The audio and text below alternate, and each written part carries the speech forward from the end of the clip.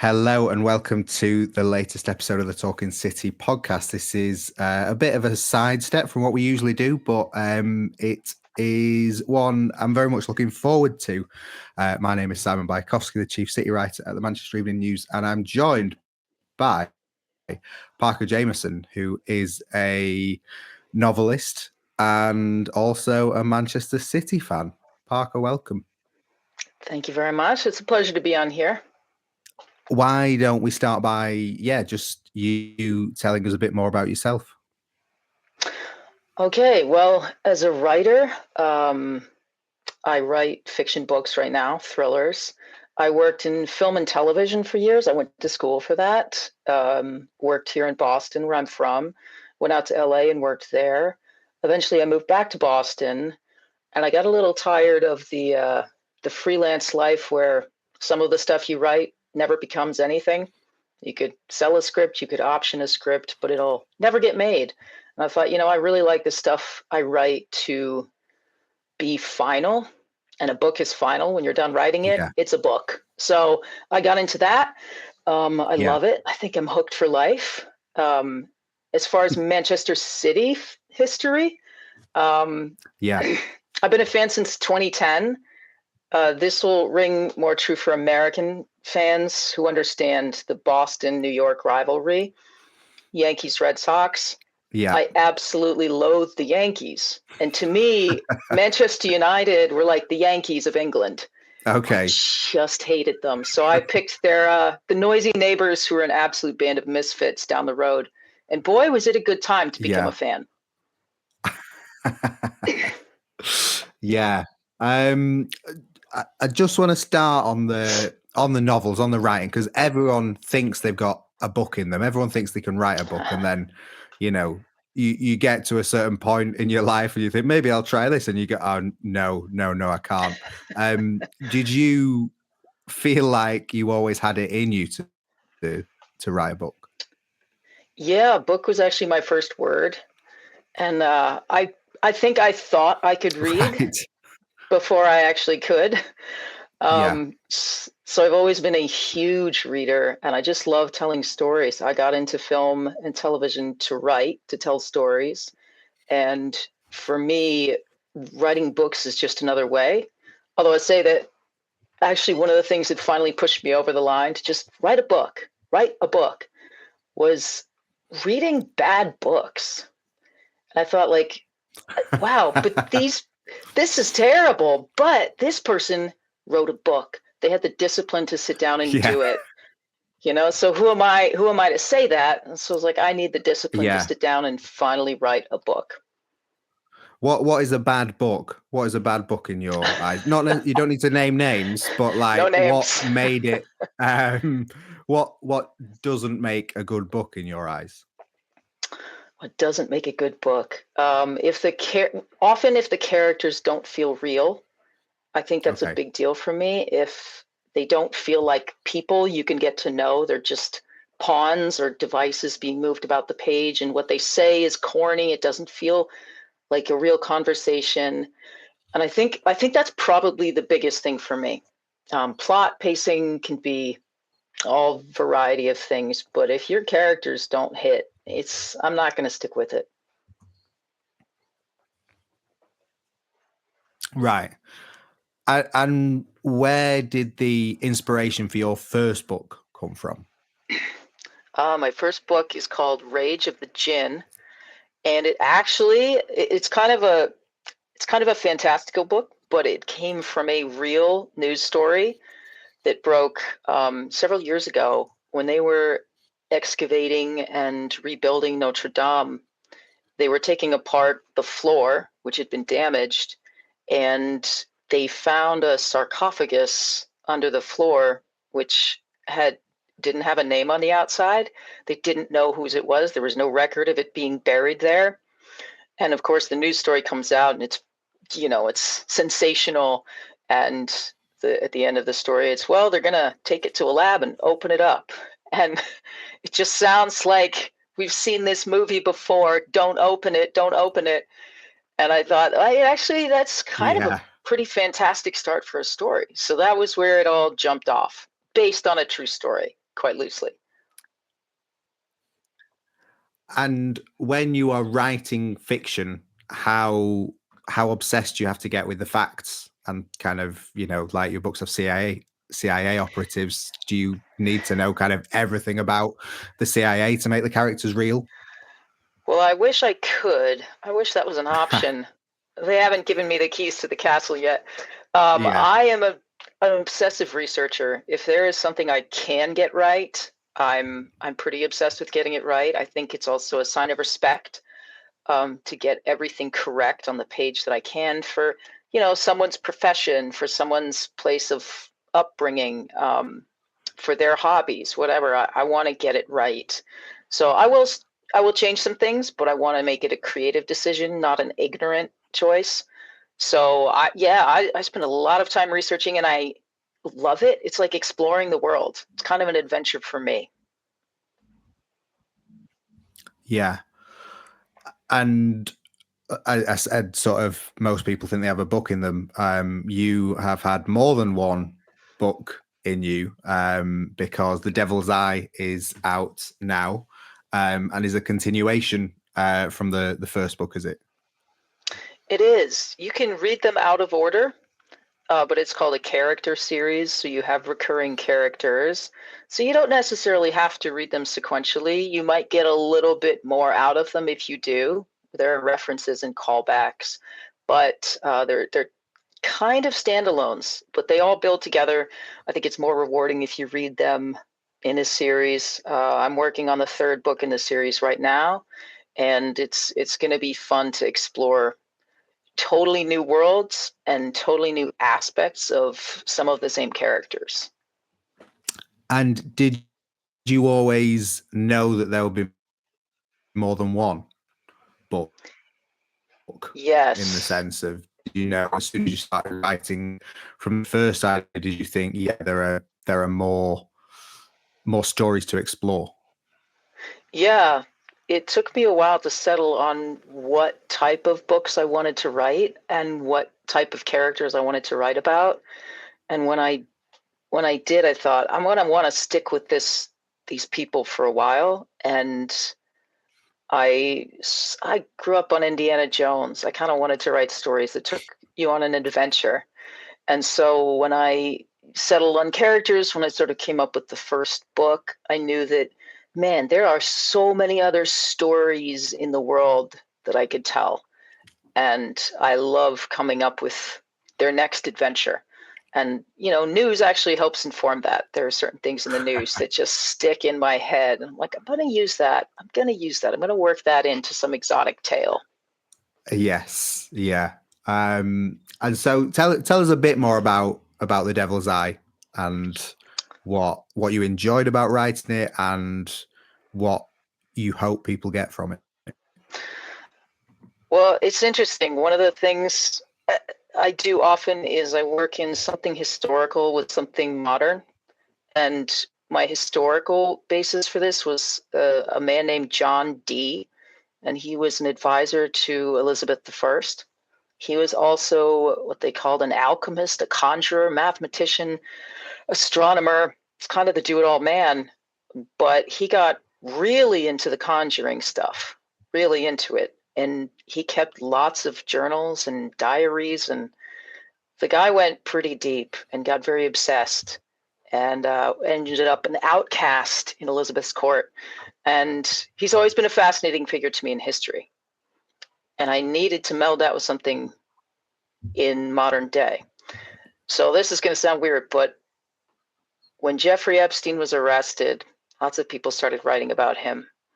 One of the things that I thought was so bizarre was in some of the reporting, they mentioned how obsessed he was with sort of futuristic biotechnology. Like he wanted to be cryogenically frozen and just really strange stuff. He was super into it. And I kind of thought, what if someone like him was obsessed not with biohacking, but with the occult? And how bad would it be if he got his hands on something that was actually of value and had some strange power to it? And that's kind of how it came about. And then, morphed into these characters that are just pretty pretty villainous. Right. Probably not even as bad as the real thing, but there's a strange line in A Knight's Tale, the Heath Ledger movie from like 20 years Yeah. ago, and the Paul Bettany, who plays Geoffrey Chaucer, says to these guys who've humiliated him, "I will eviscerate you in fiction." That line has stuck with me, and that line came up in my head so many times writing this book. Like, there are certain people who just don't get justice on earth, and there is an emotion running through me when I encounter someone like them in fiction. So that was a strong element for me.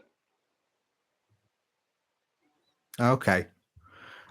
And there is also an element of Manchester City and United in the book, is there? Yes, because if I have to have my characters in England, and I could set them anywhere in England, and I could put them in Manchester, I'm doing it. So yeah, there's a bit with the villain, and he's hanging out with someone from the red side of Manchester, and they have to pass by a Erling Haaland billboard and talk about the derby, and they're all bitter. And I thought that's the way it should be. United should always be bitter about City's success. And I'm hoping that people who don't know City United come across that and they're like, "What is this about?" And they go look up Erling Haaland, because they're in for a treat when they do. Yeah. Yeah. Yeah. Eviscerating them in fiction and in reality. Yes. Um, let's talk about so you say, United with the Yankees. What was it about you what was it about 2010 then that made you kind of pick a team? Well, it's interesting. I think maybe in another life I would have become a Liverpool fan, because they were the vaunted rivals for so long. Yeah. But I don't know. There was just something weird about these. I heard the disrespect. I heard like the noisy Yeah. The noisy neighbors and neighbours. Alex Ferguson's total scoffing at their competence, and Sergio Aguero and Tevez and Balotelli. And I think I remember distinctly when I was like, I don't know why, but I love them. When Balotelli went to take a penalty and he like backheeled it and it got saved. I don't know if you remember this. It was the most lunatic thing, and all of his teammates freaked out. They were Yeah. so mad at him. And I thought, boy, they really are a band of Yeah. misfits. Man, they could use some fandom over here.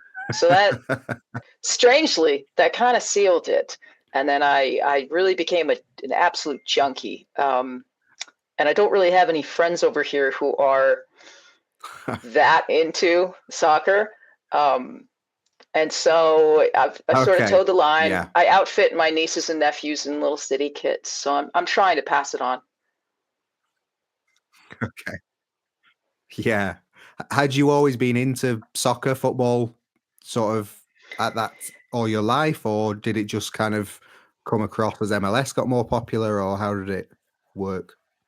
I did play soccer as a kid. I wasn't obsessed with it as a kid, but I did love it. And I think when I had moved to LA and funds were really tight, you had to find ways to entertain yourself that weren't expensive. And watching sports is not Yeah. expensive. And it was just when NBC got the rights, because it wasn't Okay. really easy. It wasn't very easy to watch European soccer in the States until the NBC, the ESPN deal with La Liga. And now, man, I would get up at 4 a.m. to watch the games, but it was a delight. Yeah. Yeah. And it was just that, yeah, United being the big bad boss kind of authority to be taken down kind of thing that drew you to City. Yep. And how has that sort of developed over the I guess it's been a very happy 15 years supporting City. Yeah. Um ha, have you how do you follow them? Do you watch every game, or sort of how do you follow the team being thousands Yep. of miles away? Yep. Watch every game. I have a designated list on Twitter / I know it's called X, but I'll always call it Twitter. Yeah. I have a designated list. You're on it. People I've Oh, followed for years from the Manchester area, wonderful. journalists, fans, Yeah. the official account. So I can, it's funny because I don't have any of the chatter over here. So I Yeah. tune into the podcasts and to fans on Twitter having conversations. So I've never been to Manchester, but I feel like I have some affinity for the people because I've been tuning into their conversations for so long, and I love it. So I listen to your. I thought your podcast this week was really good. I thought you made some excellent points. Made No, me more thank you. concerned for the team, but you made some excellent points. Yeah. And is there anything like a City branch in Boston or anything like that where you can go and meet up? I haven't found one. There was one in Right. LA, and yeah, Okay. they used to get up. They used to get up real early out there, Yeah. but it's small, and I haven't found one in Boston. But if anyone wants to start one, yeah, I'm here. Yeah, yeah. Well, that's interesting just because it feels like City are becoming a lot more popular in the US with their recent success, and also kind of Erling Haaland being the transcending football really to become this kind of global superstar. It feels like City are a lot more popular in the country than they were maybe in 2010, say. It's true. I was at my nephew's. He's 7. I was at his soccer practice the other day, and these kids are wearing European gear. I mean, to their practice. Like, it's really Yeah. cool to see. When City came over to New York years ago on an American preseason tour, they played Liverpool in New York City. So I got to go see them play. This was really Yes. at the height of the Klopp Pep rivalry, which, let's be honest, it wasn't much of a rivalry. But I got to see them. It was fantastic. But man, that place sold out. Was that 2018 MetLife? Yes. Yep. Yeah. Yeah, I was there for that. It was a good game. Yeah. Yeah, City lost. Yeah, but, so you've managed to yeah, it was a very young City team and a very experienced Liverpool team who took it very, very seriously. If I remember right. But yeah, how was it getting to see them live? It was sensational. I had seats behind one of the goals, and it was amazing to see Pep. I'm also a big fan of Barcelona, and so I've followed him since he was there. And so it's just, oh my gosh, that's actual physical person Pep right there. Leroy Sané, I remember sort of tearing up the flank. I was like, oh, that boy is fast. It's just different in person. It was fun. They rotated a lot of the players in and out, and you're right. City didn't really take it that seriously, but it was just fun to watch the Titanic rivalry sort of start to take shape for that season. Yeah, and it was a hell of a season that followed with 98 and 97 points. City are back in the US this summer for the Club World Cup. Will you be getting to attend any of those games? I feel like the prices have been very, very high. Yeah, I certainly hope so. I mean, I have traveled and will travel to see them. Hopefully they're coming somewhere near me. I haven't checked all the cities yet, but yeah, we're about due for an explosion of soccer here in the States. And by the way, the word soccer is an English word. You all started using it and then gave it up and passed it on. It's not an American term. You know that story? Yeah, I'm happy with soccer. I'm not a dirty word in my book, but I'm just ingrained to call it football. Yeah, no, I usually do. Yeah. And of course over here we don't have football, which is American football, which kind of takes over all the airwaves. It does. But yeah, it's just, I mean, football fandom is irrational, but I mean, it is quite something to follow a team who are thousands of miles away and so many time zones away from you, and it is fanatical, I suppose. It is, and my nieces and nephews are forbidden from wearing United gear ever. I will burn that if I see it. In this house, we support City. In my family, we support City. So I think I can raise up around me some City fans, at least casual. It is weird though. I mean, 93-20. I lost my mind, but no one around me understood. I couldn't express it, and I was new to fandom, but I still absolutely lost it. And anytime I hear 93-20, you can hear Aguero, the Martin Tyler call, Aguero. Like, I have that on a poster, and the way it's written, I can hear it in my head. So it's I'm so glad to be a part of it, even from afar. Dream of making it to the Etihad one day, and I just think, boy, what a privilege that all these people each week in Manchester get to see this team play. Like, they made history, still making history in an unfortunate sense, but I'm sure they'll come back. Yes, yeah. And also kind of, enabling them to get into your work as well. Should say as well that if anyone wants to find your books, they are not under Parker Jamison, but under Ox de Vere, which is your pseudonym. Yes. How did that come about? My real name is Parker Jamison, even though it sounds fake. It sounds like a pen name. People have asked, why would you give that one up? I never wanted to publish under my own name. I always knew I'd want a pen name.